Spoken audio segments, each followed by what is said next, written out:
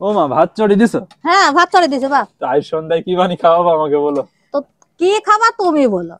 তাহলে এই crispy potato বল বানিয়ে দাও। ও বাবা, কিছুই পড়ো বলো কেরা। তুমি তোমার ইংরেজি একটু বোঝো না। ওই হইলো সেই আলুর হইলো সেই মুসমুসি সে বল আছে না গোল, ওইটা হ্যাঁ, বানিয়ে খাওয়া, ওইটা বানিয়ে দাও। প্রতিদিন বইকিল হইলি যায় আমার ছেলে কি গায়।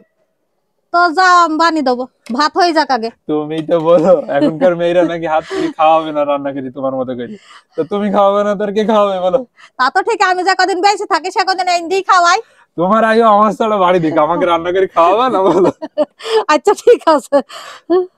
তাহলে রান্না শেষ করে নাও, দি তারপর বানিয়ে দিই। হ্যাঁ, আমার ভাত আনতে হয়ে গেলাম, বানিয়ে দেবো যাও। ঠিক আছে।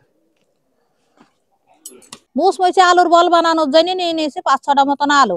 এবার আমি আলু কুইটে নেবো। আলুগুলো বেনে নিয়েছে, এবার আলুগুলো ভাজির মতো করে জিজ্জির করে ঘষে নেবো।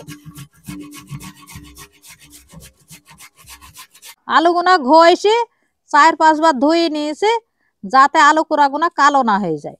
আলু কুড়াগুনা এবার কষে চেপে পানি বের করে নেবো।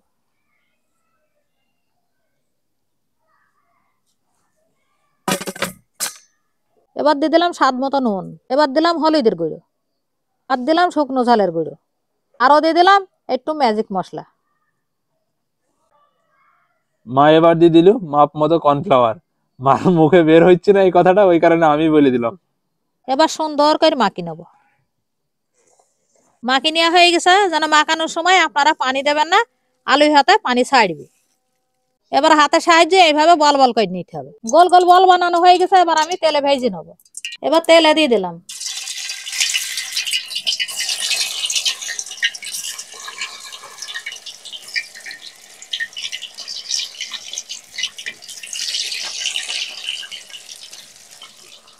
বেশি নাড়বো না, এক পিঠ হয়ে গেলে আস্তে আস্তে উল্টে দেবো। এক পিঠ হয়ে গেছে, এবার উল্টে পাল্টে মচমচ করে ভেজে নেবো।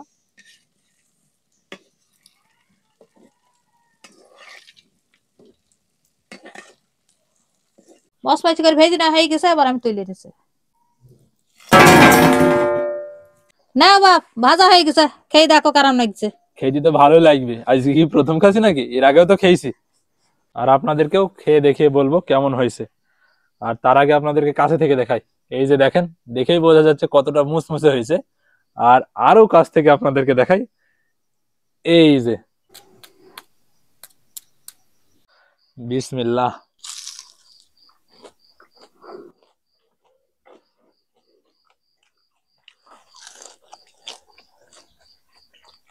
বুঝতেই তো পারলেন কতটা মুসমুস হয়েছে, আর খেতেও দারুণ স্বাদ। আর সেই সাথে এরকম ভাবে সস দিয়ে ঠেকিয়ে খেতে তো তুলনায় হয় না, পুরাই অসাধারণ।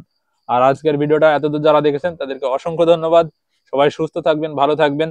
আর সবাইকে আল্লাহ হাফেজ জানানোর আগে আরো একবার বলছি যে এরকম ভাবে বানিয়ে খেয়েছেন কিনা অবশ্যই জানাবেন কমেন্টে। আর সেই সাথে যদি না খেয়ে থাকেন অবশ্যই একবার ট্রাই করে দেখতে পারবেন।